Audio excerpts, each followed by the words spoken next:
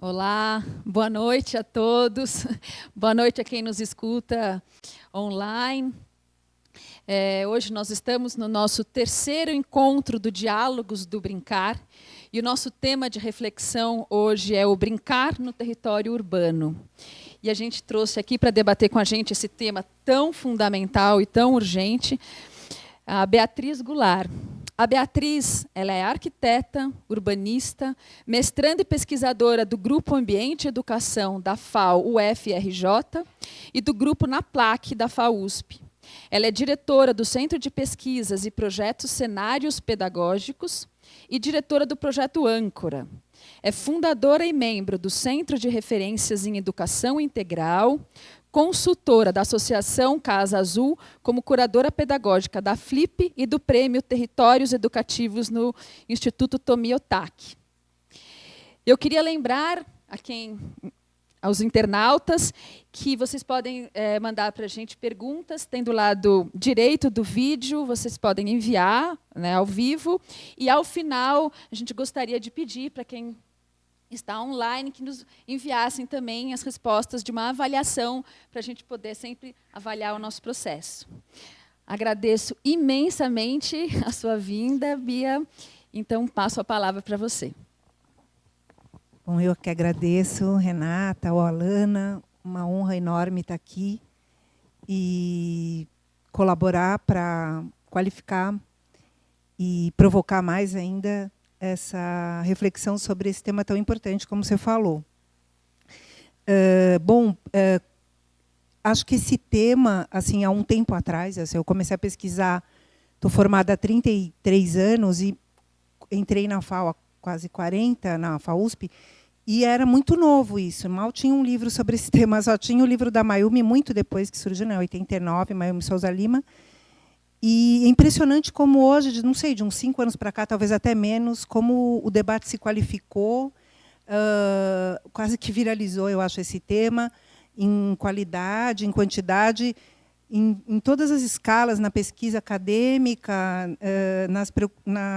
nas intervenções, nos coletivos, nas ONGs, e algumas políticas públicas começam a se debruçar sobre esse tema, né?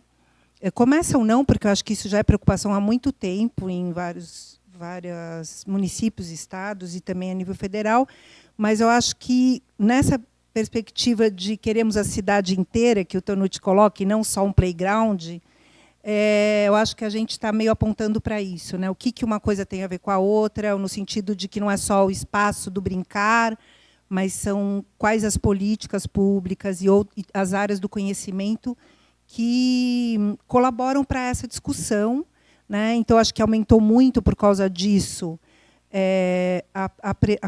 uma qualificação do controle social sobre essas questões, né? Hoje a gente está ligado, acho que em várias, podemos dizer que acho que atravessa as classes sociais e as áreas do conhecimento, ou seja, eu me perguntei o que eu vou falar de novo, né?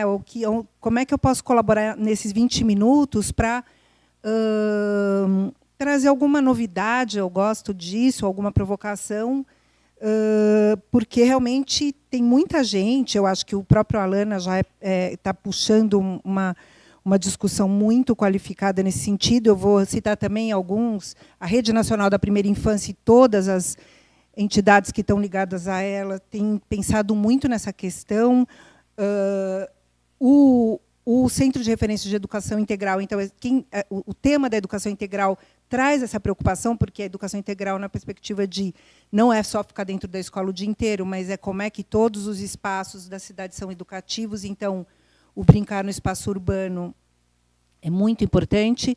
E eu queria fazer até um parênteses aqui sobre a questão do urbano, que às vezes pesa quando a gente está em algum encontro nacional. Muita gente fala, mas e o rural? E as pequenas cidades? Porque falou em urbano, você já vê prédio, fumaça, carro, congestionamento. E a gente estava até conversando, eu e a Renata, esses dias, que o Brasil é rural, se você for ver. A gente tem 88% das cidades brasileiras, ou seja, 4.900 municípios, com menos de 50 mil habitantes. Né? Então, a gente olha muito a partir dos grandes centros, mas hoje a gente tem 12 cidades com mais de 1 milhão de habitantes. Né? Acontece que nessas das cidades mora 35% da população. Então, Ou seja, pensando em termos de atingir muita gente, a gente realmente está preocupado com os grandes centros urbanos. Mas a gente tem situações nas pequenas cidades muito interessantes e diversas das questões que estão nas grandes cidades. Então, tenho buscado caminhos que não deixem isso de fora, né? Porque realmente muitos debates partem desse pressuposto da violência, do congestionamento, e acho que a gente tem questões diversas. Não é fácil você ter uma abordagem também tão que atravesse, dê conta de toda essa diversidade do Brasil. Mas o que será que a gente tem em comum nisso tudo? Então, assim, nesse contexto, quando eu pensei então no que eu posso contribuir, o que eu tenho me dedicado é para superar separações, tanto como pesquisadora, como projetista, né, digamos assim, ou colaboradora de elaboração de políticas públicas, né? O que está separado? Porque o que eu percebo é que, muitas vezes, esses grupos, que são chamados minoritários, mas que são maioria, como as crianças, LGBT, negro, mulheres, você somar, todo mundo está fora, então quem é que está dentro? Né? Vamos combinar? Meio esquisito essa. Mas, exatamente, é tanta ausência de apoio e de qualidade nas políticas públicas pensando nesses grupos, que acaba que o grupo precisa se fechar para poder lutar, para poder conquistar. Então, você tem os grupos ainda, eu acho que a gente está no momento de que os grupos atuam muito separados, muito separadamente, né? Então, eu tenho buscado o que tem em comum nessas lutas, ou nessas, vamos chamar só de luta, né? Mas nesse interesse de melhorar a qualidade de vida de todo mundo. Então, mais do que a educação integral, que eu acho que ela já dá uma perspectiva integradora, eu tenho trabalhado muito com a questão da educação ao longo da vida. Né? Não, educação infantil? É Fundamental 1? É Fundamental 2 no ensino médio? É o EJA? É o quê? É ao longo da vida, sempre, do que antes de nascer até depois de morrer, talvez, né? Um dia, quem sabe, a gente também estude isso. Mas como é que a gente pensa em políticas, em ações que juntem as pessoas, que integrem? E aí, no sentido de pensar, eu diria o nome que eu poderia subnomear esse nosso encontro, e não exatamente o Brincar e o Espaço Urbano, mas Brincantes Urbanos, a cidade como terreiro. Eu estou aí inspirada, né, no filme O Terreiro do Brincar, que vem depois do Território do Brincar, acho que nos dois. Mas essa ideia de que brincantes somos nós, e assim, como é que a gente nasceu brincante, ou se a gente não é, né? Ou seja, o que tem em comum nessa nossa alma brasileira, né? Que DNA é esse? E uma coisa que eu tenho me dedicado recentemente, que eu tenho visto que todos esses trabalhos que estão coletivos que estão atuando para a qualidade do espaço urbano e do brincar, e da infância especificamente, mas porque eu acho que a gente tem pensado um pouco no brincar para as outras faixas etárias, mas, ainda assim, é muito ligado aos mínimos, né? Porque não tem nenhum mínimo. Então, larguras, alturas, tamanhos, uma série de regras e questões que têm que ser consideradas, porque hoje estão fora. Né? Só que eu penso, além dessa questão técnica, né, dessa questão desse mínimo de qualidade, como é que a gente pode trazer junto a questão da transcendência, né, de uma cultura ancestral de brincante, né, que eu acho que aí o filme Terreiro do Brincar traz muito, a fala da Pel, ou a fala da Lídia Ortélio, ou o Gandhi, outras abordagens que estão em outros debates aqui, boiando pelo Alane e por outros lugares. Como é que isso se junta às questões mais técnicas, né? Porque, senão, a gente parece que pode até afirmar o funcionalismo, ou seja, vamos fazer um bom projeto de escola, umas boas salas de aula, um bom corredor, um bom muro bem altinho, um bom portão lindo, mas a gente continua fazendo a mesma escola de sempre. Vamos fazer uma cidade que a criança possa... Mas é a mesma cidade, mas ela é melhor porque a criança agora...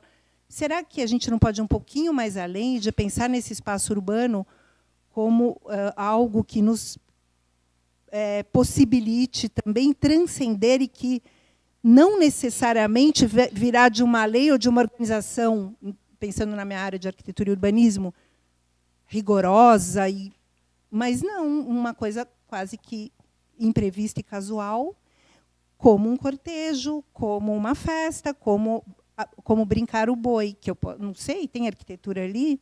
Que arquitetura é aquela? Ou é uma cenografia, ou é uma intenção que vem de uma ancestralidade, de uma tradição? Porque eu acho que a gente está perdendo isso na hora que a gente está falando de qualidade de espaço urbano. Acho que a gente precisa vir junto. Eu não sei onde é que esse tempero vai, mas é nisso então que eu quero colaborar nesses minutos, né? O que nutre a nossa alma brincante, do que ela é feita e como que ela se transforma e se transformou cotidianamente, a ponto talvez até da gente ter perdido esse contato nas grandes cidades, né? Porque aquele filme Terreiro do Brincar foi feito há pouco tempo, aquilo existe agora, neste instante. Então, o que está acontecendo, né? Onde a gente está colocando corda no bloco, né? Para que isso não esteja esparramado pelas nossas cidades. Então, nesse sentido, eu quero trazer duas referências. A primeira que me veio, assim, caiu, que nem além do terreiro e território do Brincar, é o Florestan, né? Aí os pesquisadores da pedagogia estão bem na frente, eu acho, dos arquitetos urbanistas e outros profissionais, né? As Trocinhas do Rio Bonito, especificamente, mas é nesse livro dele, Folclore e Mudança Social na Cidade de São Paulo, escrito entre a década de 40 e 50, né? E ele vai estudar o que são trocinhas, são os grupos de crianças que andam juntos, fazendo, e ele estuda bairro a bairro, como é no Bom Retiro, como é em Pinheiros, que tipo de brincadeira se faz. Gente, não tem um escorrega, desculpa. Como a gente aprendeu lá em Freiburg, numa missão que a gente teve recentemente com o pessoal do Alana, o paraíso não tem mobília, gente. Não há necessidade de tanta coisa para qualificar um espaço urbano. Eu acho que quanto menos, melhor, para falar a verdade. A questão é que está tão mais ruim que a gente quer pôr uma outra coisa no lugar. Mas, na verdade, as crianças se organizavam, porque eu acho que elas não estão tendo acesso mais à rua e nem à vizinhança, com brincadeiras e narrativas que se esparramavam pela rua e pulavam os muros com a maior tranquilidade, subiam em árvore, entravam embaixo da cama. Esse movimento do corpo se esparramando, essa dilatação, como o Nóbrega fala, né, no filme, hoje é sobre o filme, tá, o debate. Estou falando tanto do terreiro que eu fiquei muito impressionada, realmente, com essa dimensão sagrada, do sagrado, e que eu acho que é isso que a gente... É uma das coisas que está fazendo falta na cidade, né? E aí, o que o Florestan traz, que eu sugiro para todo mundo, né? Está disponível na internet, mas a gente acha por aí os livros dele, ainda bem. E ele fala, e o Bastide faz uma introdução a esse texto, o Roger Bastide, que ele junta o folclore com a sociologia, né? Ele vai estudar com abordagens complementares essa questão da cultura e do modo de vida. E eu acho que essa dimensão é muito importante a gente trazer para o debate da ocupação do espaço, porque me parece que a gente está muito pressionado pela emergência do tempo dos dias atuais. E aí a gente não lembra mais de onde a gente veio. O que é Anhangabaú, né? É a Lagoa das Almas Mortas, né? Onde os bois ficavam... O sangue do boi vinha pelo córrego do Anhangabaú e ficava tudo vermelho ali onde há hoje o vale, e por isso que chama Anhangabaú, né? Onde as almas dos animais boiavam. A gente nem... A Pacaembu, onde a paca se esconde, porque é um buraco, né? Você chega no fim da Paulista, você tem um buraco. A paca corria do caçador e se escondia ali. Ou seja, tem uma coisa na cidade, não estou falando de São Paulo, me perdoem os internautas de outros estados e cidades, mas cada cidade, cada lugar tem uma origem. E essa origem está no sangue do território e das pessoas que estão lá. Mesmo quem não nasceu, aquilo está no ar. Eu acho que identificar esse DNA que boia, que nos atravessa, é obrigação da gente na hora de fazer o que for.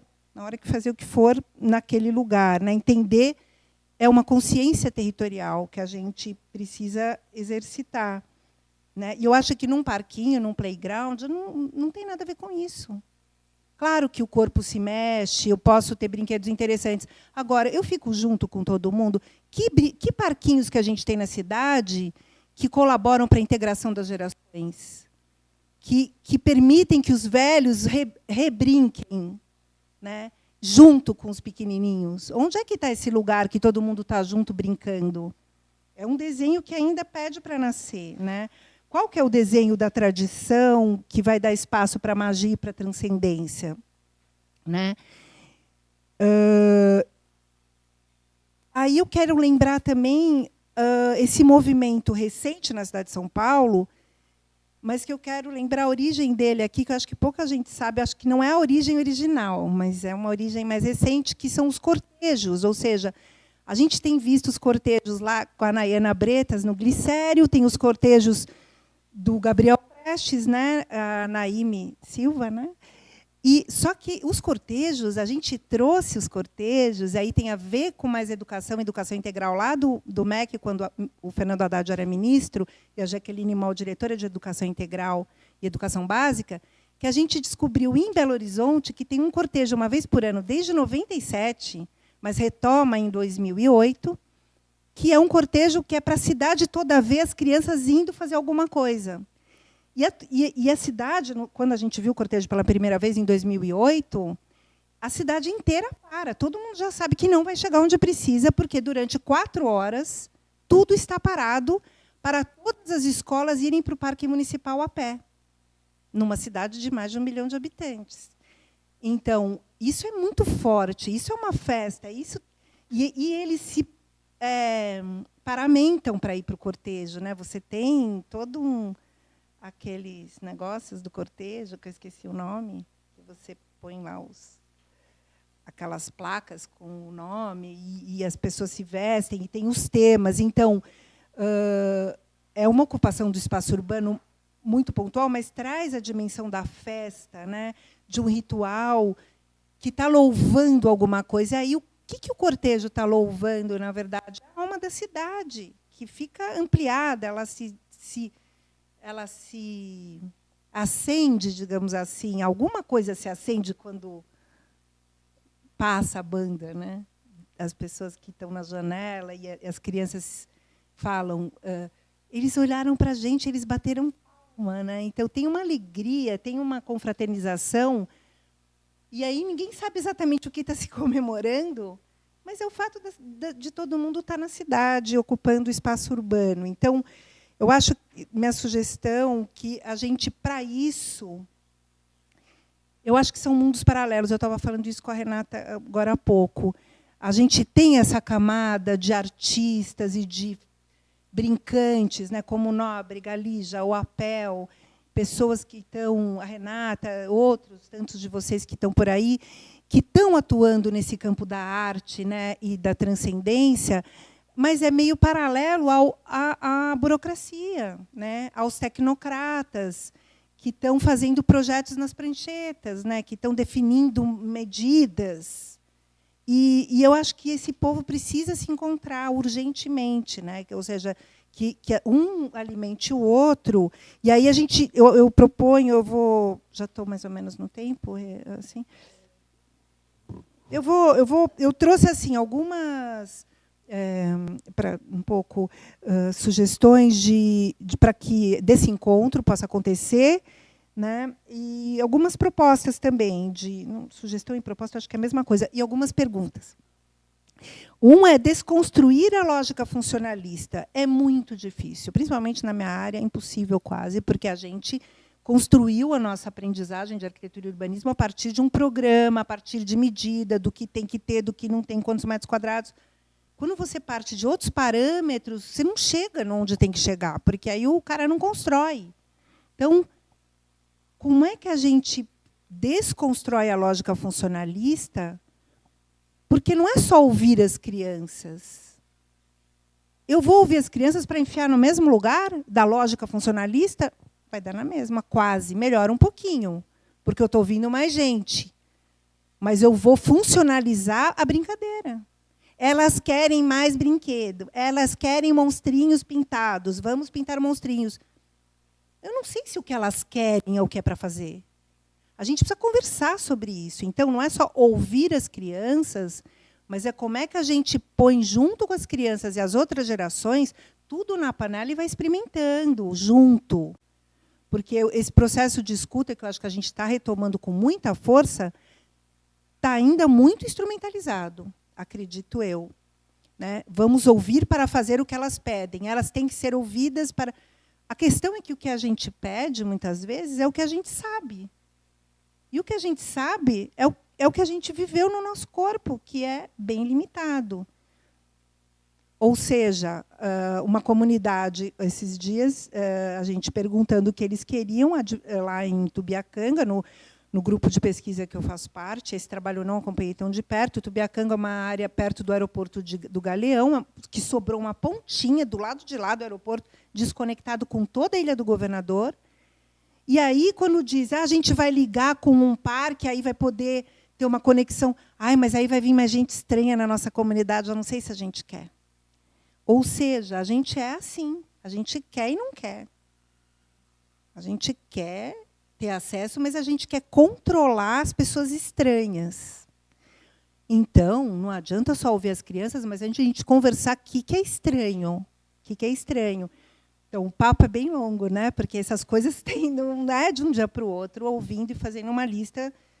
E outra é criar, então, dispositivos, que eu tenho chamado de dispositivos territorializantes. E aí eu quero lembrar a fala da Pel, não só no filme Terreiro do Brincar, mas a gente já ouviu pessoalmente ela falar, né, Regina, que é sobre o brincar vem de brinco, vinco, vínculo. Né? E o jeito que você se vincula ao território mais rápido é brincando nele, tipo o fazer xixi para o lobo. Né? Quando a criança chega e senta e começa a brincar, é dela o lugar. E aí, ou a gente, né, na hora que você dança, na hora que você ocupa, e aí pronto, o corpo ocupa. E aí, como é que a gente pode, então, criar esses dispositivos territorializantes no sentido de aprofundar vínculos e intimidade com esse território? Porque você ir num parquinho, até que tenha uma balança para cadeirante, que seja acessível e que tenha tudo de bom, mas quanto tempo você fica lá? Que hora você foi lá? Dentro de que lógica você vai lá? Se for uma lógica funcionalista do tempo, talvez não vá mexer muito com a tua vida.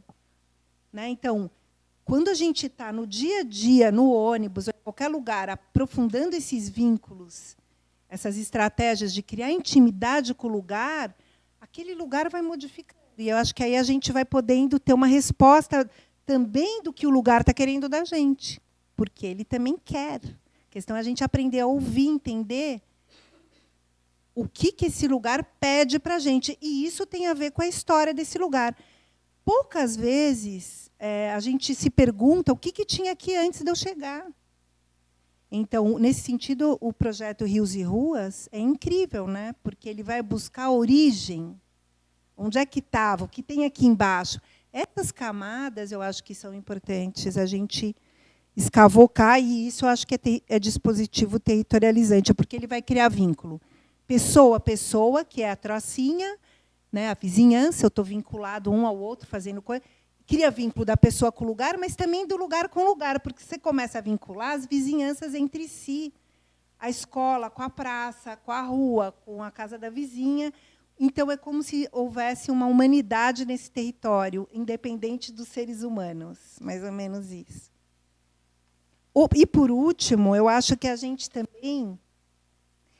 Uma outra dimensão que eu sugiro que a gente que está trabalhando essa questão do brincar no espaço urbano é brincar com o espaço urbano. E não só no espaço urbano, mas com.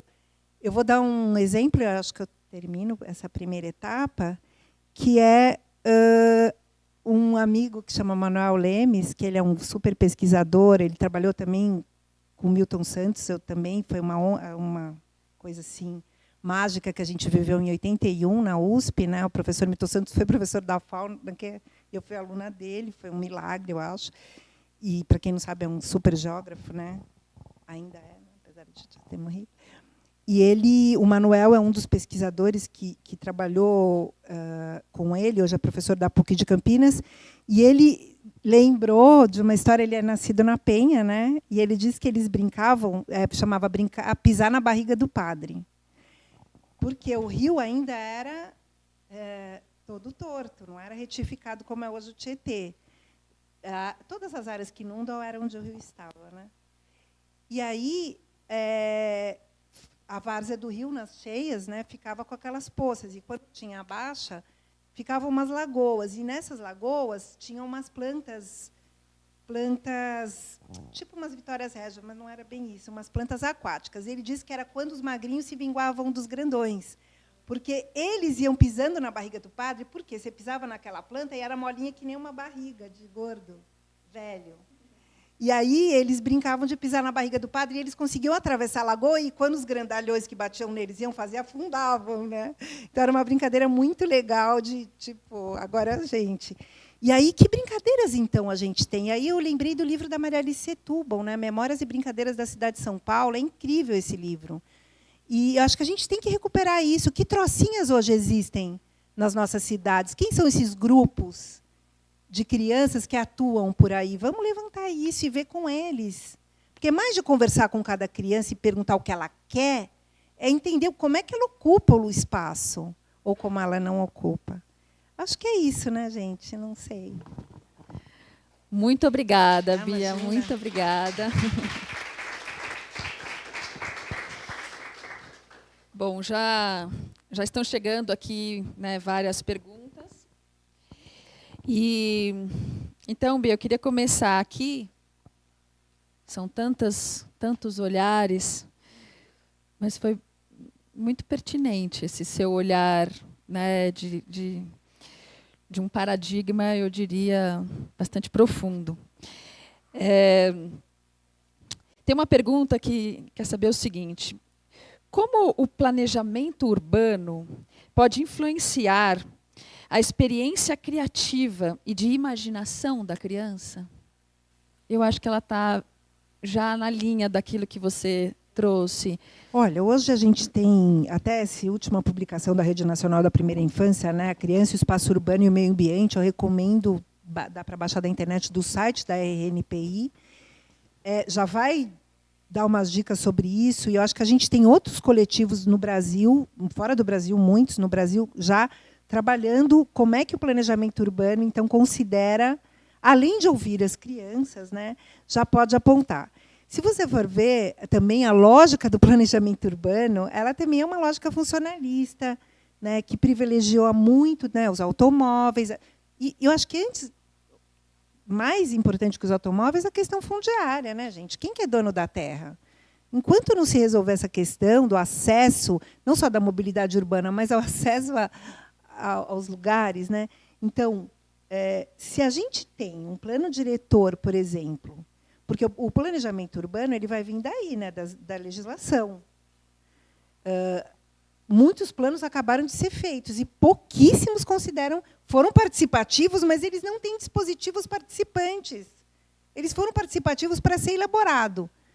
Mas aí, se você for ler, eles não falam, por exemplo, de espaço escolar e nem educativo na cidade. Não fala. Não fala dos caminhos que as crianças fazem para andar. Você indica. Minha sugestão é assim, a gente deixar o espaço para o vazio. O Wim Wenders fala muito isso. Arquitetos, pelo amor de Deus, depois quem quiser referência, esse texto é lindo do Wim Wenders, né, o cineasta. Deixem espaços vazios, projetem o nada. Eu acho que o planejamento urbano pode ajudar deixando restos, deixando sobras, deixando lugares para que se façam intervenções coletivas, lugares que são de todo mundo. Hoje, olha o que foi feito com o Largo da Batata, em São Paulo, ou seja, você tem um lugar potencialmente rico de intervenções, vem o prefeito e destrói tudo porque ele contratou um arquiteto que não é nem de São Paulo, tudo bem, mas sei lá, também, para fazer um projeto incrível. Sabe, gente, por favor, ou seja, o planejamento urbano precisa garantir esse campo de manobra dos coletivos, é importantíssimo, mesmo que fique ruim. Porque se ficou ruim é porque a gente é assim. A gente tem que fazer o que a gente é, né? Ótimo. Bia, tem algumas perguntas chegando sobre justamente os parques, os playgrounds, né? Eu vou juntar aqui algumas. Essa construção dos parquinhos na cidade. Eu sei que já você trouxe isso, mas talvez se aprofundar um pouquinho. Também em relação aos materiais e concepção, quanto à relação intergeracional e também quanto ao brincar inclusivo, né? Enfim, de pessoas com deficiência nesse território urbano.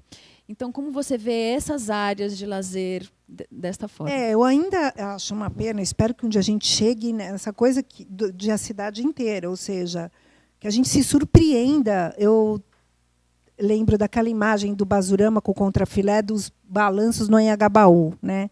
Coloca aí no Google, quem não sabe, balanços no Anhangabaú, que vai aparecer. Ou seja, desconstruir obviedades, né? Porque assim, se você for ver na história do playground, é muito óbvio, né? É tudo muito óbvio. Quem que quebra isso? Os artistas, né? Você pegar a Elvira de Almeida com a Irundina, o que ela faz? Paulo Freire estava desanimadíssimo com aquele horror que eram as escolas de ensino fundamental e fala, gente, vamos comprar aqueles brinquedinhos. Ele fala, não, mas de novo, só tem para criança pequena. Aí o que a Elvira faz? Começa a ir nos depósitos de postes tombados da prefeitura e faz uns brinquedos incríveis. Quem não conhece, por favor, pesquise Elvira de Almeida. Ela já não está mais viva também, mas está bem viva também. Que ela faz umas esculturas com postes, né, de madeira que tinham sido jogados lá no lixão. Então, os artistas, né, esqueci o nome daquele menino tão incrível. Tudo bem, vou lembrar depois. A experiência que a gente viu agora em Freiburg, nessa missão que a Alana fez do grupo Criança e Natureza, o que a gente percebeu? Os lugares mais legais, um arquiteto e um pedagogo falando, a gente caprichou nesse parquinho incrível. Onde as crianças querem ficar? Na bagunça, nos móveis quebrados, no meio do mato. Ele fica super vazio aqui. E são brinquedos incríveis, porque madeira, gostoso, inclusivo. Mas eles querem desafios de coisas que eles possam inventar. Então, assim, claro, é importante ter parquinhos e playgrounds inclusivos. A gente tem pouquíssimo no Brasil. Gente, procura para ver. Eu não vou fazer propaganda agora, mas são 2 ou 3 empresas no Brasil que têm produzido coisas interessantes. Agora, para mim, ainda estão na lógica do objeto de brincar. Né? Eu acho que a gente pode transcender um pouco, que é o espaço vazio. Né? É um morrinho de grama, uma terra para escorregar, uma corda para se pendurar, alguma coisa assim. Ou seja, agora, quem que vai autorizar isso? Toda a legislação é para favorecer a indústria. Então, o cara faz lá uma coisa esquisita, no dia seguinte, a ABNT vai lá e proíbe o uso daquilo. Nós estamos ferrados. Ou seja, é para proteger por um lado, mas, por outro lado, é para comprar aquilo lá do industrial que teve condição de fabricar. Então, assim, a gente tem... Eu acho que está melhorando assim, bastante essa pesquisa. A gente tem tido... Né, eu acho que aqui em São Paulo tem coletivos incríveis. Por exemplo, o Basurama, né, que faz coisas todas improvisadas, mas, se você for ver, elas machucam, elas quebram, elas ficam... Eu acho que não tem problema. A questão é a seguinte, eu fiz, não durou muito, acabou. O que a gente viu numa floresta lá em Freiburg? As crianças criaram um banco coletivo enorme com madeiras tombadas e, no fim do dia, qual é o ritual? Devolver o banco para a floresta. Desmonta. Então, essa coisa de fazer e desfazer que é legal, e não fazer para sempre. Não sei se eu respondi. Eu acho que sim.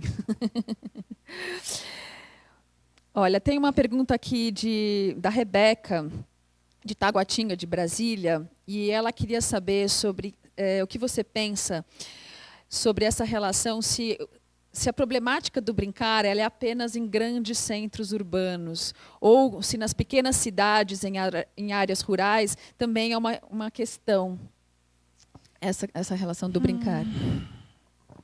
Cara, eu acho que depende tanto, né, das famílias, né, de que circuito é esse, porque acho que a gente tem várias camadas, mesmo numa cidade de 2.000 habitantes. Né? Eu, digamos que você tem a camada da liberdade, tem a camada da repressão.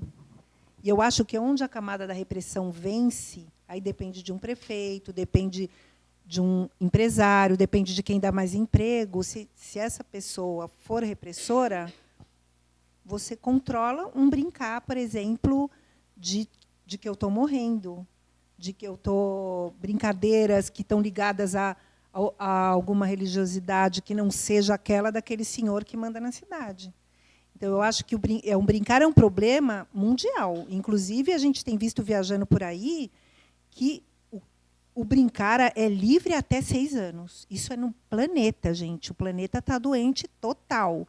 Essa história da sala de aula é uma doença planetária. Entrou no primeiro ano, acabou a brincadeira. Não tem jeito.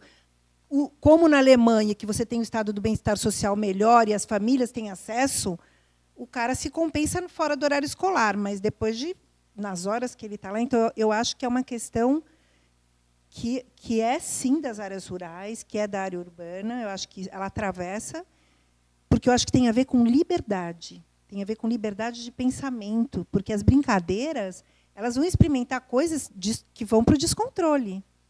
E nem todo mundo quer descontrole, né? Eu acho que isso que é o problema. A gente está virando seres controlados, porque não brinca mais. Ou brinca dessas coisas que nos ajudam a ser mais controladores, né? Que é o pior. Falando em controles,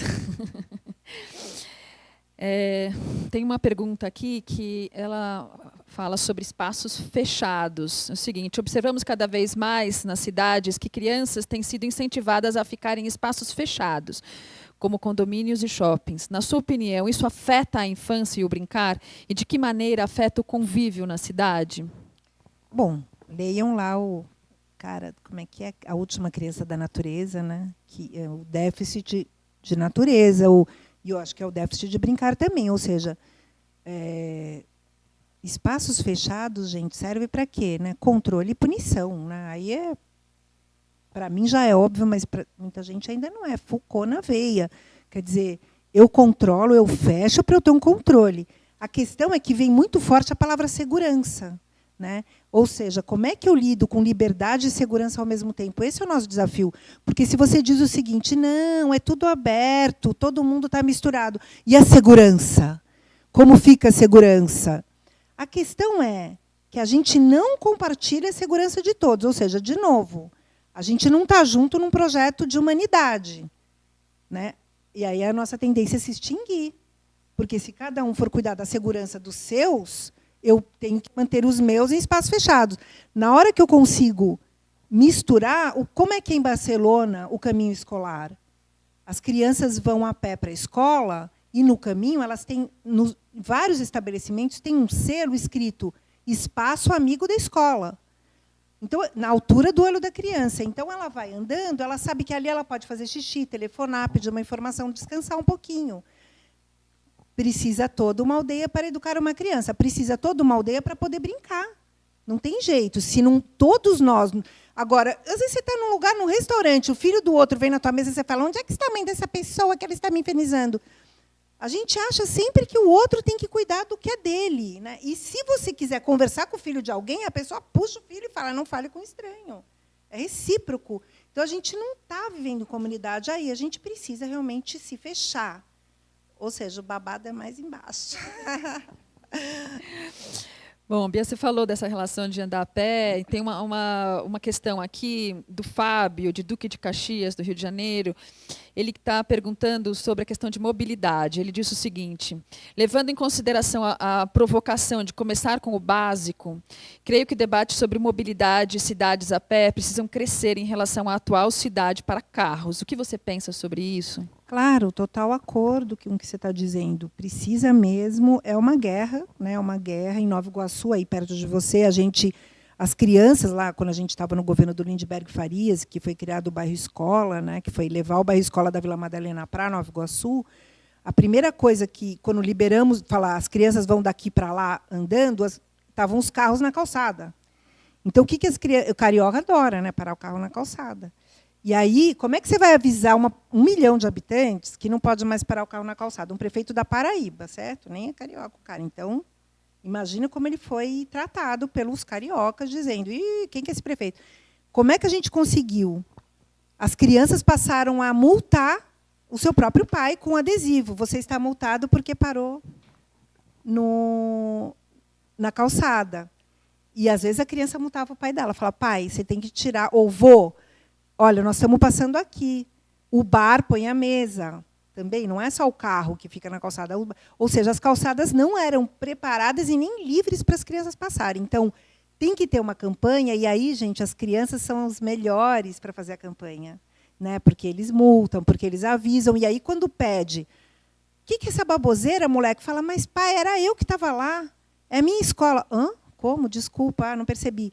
Então, você avisa, a partir das crianças, eu acho que dá para fazer essa campanha. Atualmente, a gente tem usado pouco as crianças nas campanhas. Eu acho que essa conscientização vem muito, lembra do cigarro, do cinto de segurança, as crianças ajudam muito, né? Precisa, eu acho que a gente ainda está crescendo, eu não sei, eu percebo que está crescendo nas redes sociais, mas se for ver mesmo o impacto disso real, ainda é muito pequenininho, né? Mas acho que está crescendo essa causa, né? Bia, e tem algumas perguntas sobre escola, né? Juntando aqui algumas perguntas sobre essa relação de que, hoje em dia, as escolas são o espaço do brincar de alguns centros urbanos, pela falta de espaços públicos e de lazer.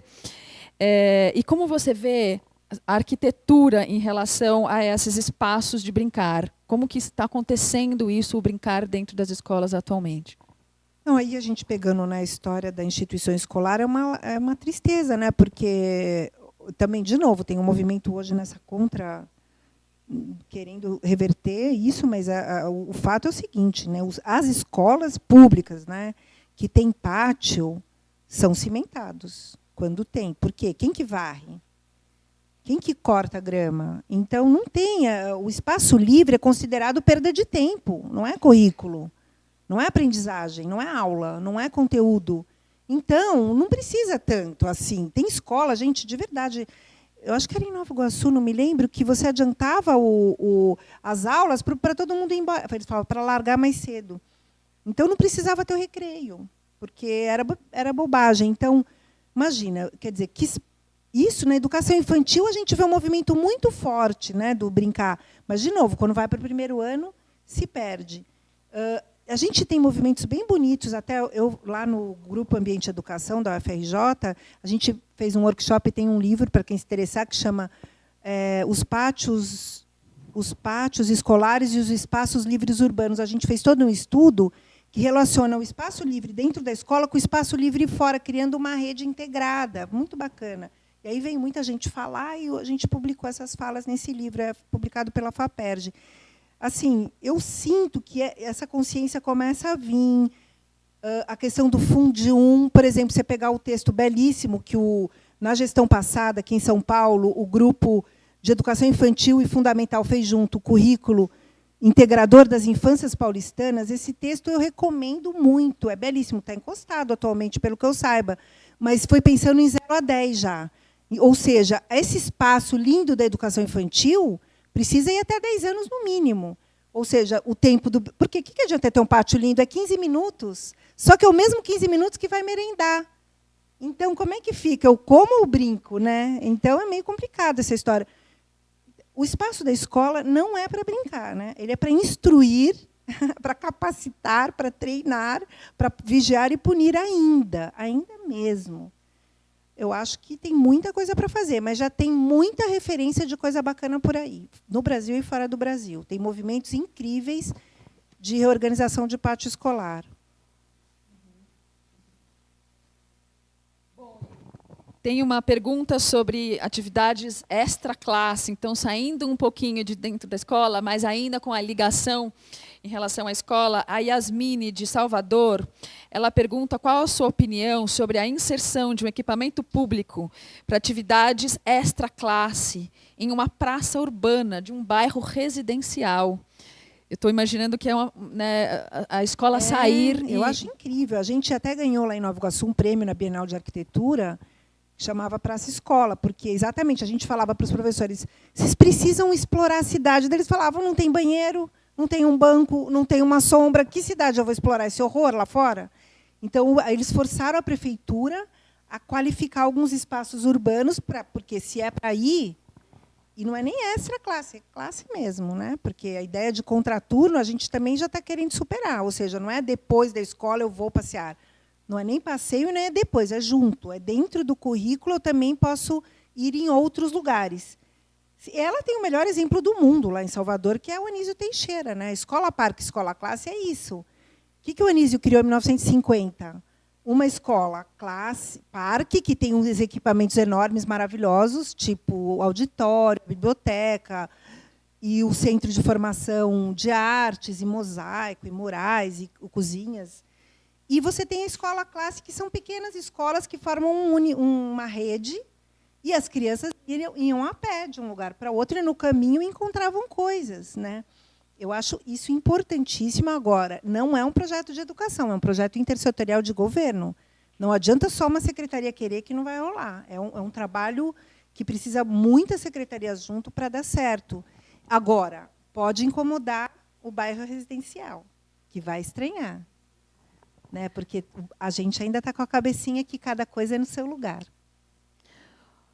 Pois justamente, então, para você dar sequência disso, tem uma pergunta aqui em relação a isso, que é o seguinte: como manter os vazios, esses vazios que você está trazendo para a gente, sem multiplicar espaços residenciais, que são hoje os principais alvos de ocupação do espaço público? Qual a diferença entre eles? Então, se a gente for ver essa questão do plano diretor, é super importante o peso que se dá às coisas. Pensa o seguinte: como é que ainda é calculado a área de uma escola pública, ou de um posto de saúde, ou de uma praça?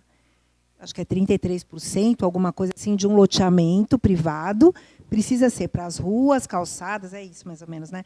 Ruas, calçadas, praças, escolas, postos de saúde. Você fala, quanto, né?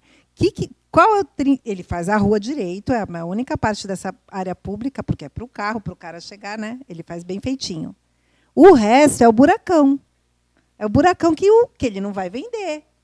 Porque ele vai dar para fazer uma escola o melhor terreno? Então, se o plano diretor disser os melhores terrenos do loteamento serão para as áreas públicas, podia estar lá.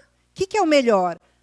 Topografia, acessibilidade, não está numa área de erosão. Ou a comunidade do entorno vai escolher onde ela quer pôr a escola. Você já pensou que bacana? Será que em algum país tem isso? Eu não tenho pesquisado. Por favor, mandem as sugestões. Se tem algum país, ou estado, ou cidade por aí que já resolveu dessa forma. Ou seja, as áreas públicas têm prioridade. Agora, como é que você vai garantir que essa área pública seja cuidada? Porque esse é outro problema. Eu tenho área pública, eu garanto. O que o morador fala? O que é esse lixão aí? Olha, ninguém faz nada. Porque não é de ninguém. Na hora que você fala todo mundo vai cuidar daquele lugar junto, aí as pessoas não vão deixar que aquilo se perca, porque é de todo mundo, mas isso ainda é bem raro. Eu acho que a gente tem que cada vez mais divulgar projetos incríveis, como a gente tem já em São Paulo, em várias cidades do Brasil, de espaços públicos coletivos que são cuidados por todo mundo, né? Mas ainda não é assim uma lógica que as prefeituras e os estados assumem, principalmente as prefeituras, né? Eu acho que essa questão fundiária, a Helena Singer fala muito isso. A questão fundiária, que o pai dela, o Paul Singer, trabalhou muito, está na base da desigualdade social. Está na base. O acesso à terra é o nosso problema maior. E em prioridades, né, Bia, a nossa Constituição brasileira ela tem como prioridade a infância, né? Então, a prioridade absoluta é a infância. Né, mas a gente bem sabe o quanto está difícil da gente legislar a esse favor. Muito, né? Difícil. Bom, a gente ainda tem mais uns minutinhos aqui, e eu acho que a gente está falando também em alternativas, né? Então, tem uma pergunta sobre isso, sobre as alternativas que você vê para tornar as ruas de comunidades carentes mais seguras e mais brincantes. Se você tem também alguns exemplos ou propostas que tem acontecido positivamente. Tem tantos exemplos, né? Puxa vida, me deu um branco agora. Alguém quer me ajudar aqui na plateia? Projetos comunitários do Pinheirinho, né, aqui em São Paulo. Eu acho que o projeto lá do Rio Vermelho, em Salvador, é bem interessante. Eu acho que projetos que estão articulando vários setores, assim, universidade, ONGs, setor público, são os que dão mais certo. Eu não sei, porque aí você tem as várias pegadas, né? Você pegar o povo lá de Heliópolis, que cria um céu, que não é um céu, né, mas é um céu, né? Porque, por causa do UNAS, de um movimento de habitação, né, de luta pelo direito à moradia, que foi garantir que tivesse aquele complexo construído e mantido, onde mistura, inclusive, Estado e município. Eu acho que sempre que movimento popular, né, consegue se legitimar, tem alguém que vai lá estudar, então trabalhar que conceitos estão atrás disso, ou seja, a academia vem por luz nisso. Aí vem o poder público e tirar proveito disso e ajudar com alguns mecanismos na lei que ajudem essa coisa proliferar, incentivem. Quando um secretário de educação abre espaço, mas aí, claro, que depende do prefeito, permitir, com seus coletivos, de fazer um currículo integrador, né, que articule o uso do território a partir, então, um programa de cultura, o programa de saúde, ou seja, as políticas intersetoriais. A gente tem alguns exemplos, né? Eu acho que esse movimento do currículo integrador das infâncias paulistanas, eu estou muito focada aqui, mas a gente tem... eu acho que o pessoal que fez lá, até o Denis está aqui, aquele levantamento com a Helena Singer, na época que o Janine foi ministro, inovação e criatividade, levantou... Eu acho que quase todos, né, Denis, têm potência nisso, de ser inovadores, no sentido de articular e de ampliar, de expandir a pedagogia para outros lugares. Imagina, como eu esqueci disso, o Prêmio Territórios Educativos, do qual eu sou... sei lá o que eu sou, mas é o segundo ano que a gente já premiou 10 professores na cidade de São Paulo que são escolhidos como líderes de grupos. Então, o professor não pode ganhar porque ele tem um projeto no território. Não, ele tem que ter um projeto no território que as crianças têm voz, os velhos têm voz, o faxineiro tem voz. Ele tem que ter um projeto no território que seja tema de pesquisa, seja potencialmente transformador das práticas de currículo e do território. Tem lá uns critérios super difíceis, foi muito difícil escolher. E aí tem experiências incríveis. Por exemplo, entrem nesse site, chama Prêmio territorioseducativos.org, que lá tem os 10 vídeos, webséries dos premiados do ano passado, todos são exemplos sobre isso. Todos são exemplos de coletivos que transformaram seu território, nesse caso, a partir da escola. Mas eu vou procurar pôr depois em algum lugar mais exemplos, que agora eu peço desculpa que me deu um branco. Não, eu queria aproveitar e incluir também um projeto de ruas de recreio, né, ruas de lazer, na verdade, que isso é uma proposta, né, de políticas que pouco é usada. Então, quem tiver também interesse em conhecer um pouco mais o processo, inclusive, de criar uma rua, de fechar a rua e de deixar a rua como esse espaço, no site do Projeto Prioridade Absoluta, aqui do Alana, tem todo um olhar de como fazer isso na prática. Né? Eu lembrei também do Slow Kids, né, que é um projeto bem legal, que vai ocupando e... Tem muitos projetos interessantes. Desculpa que eu... Não, que bom que você contribuiu. Bom, a gente tem aqui uma pergunta sobre uma relação sobre a poluição visual. Eu lembrei um outro projeto. Alguns coletivos que estão se organizando, conselhos do território, por exemplo, no Canindé, através daquela escola Infante Henrique, que agora vai chamar escritora Maria Carolina de Jesus. Ontem foi aprovado na Câmara a mudança de nome, no Canindé, eles estão muito felizes.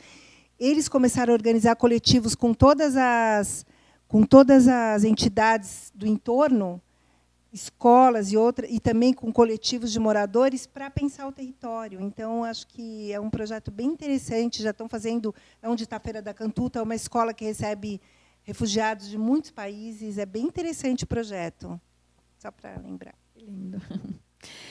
Bom, essa pergunta sobre poluição visual e sonora, né, tão presente assim, em grandes centros urbanos, né? Acho que a gente pode colocar em grandes centros urbanos, não só em centros urbanos, mas como que você vê o impacto disso no brincar, na infância?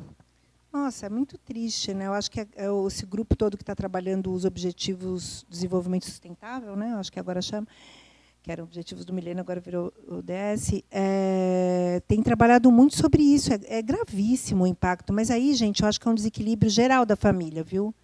Porque eu acho que, como a gente foi criança assim também impactada, a gente já tem filho assim. E eu acho que é um processo que é bem mais global do que impacto na infância. Eu acho que é uma parte do processo. É muito grave, né? Eu acho que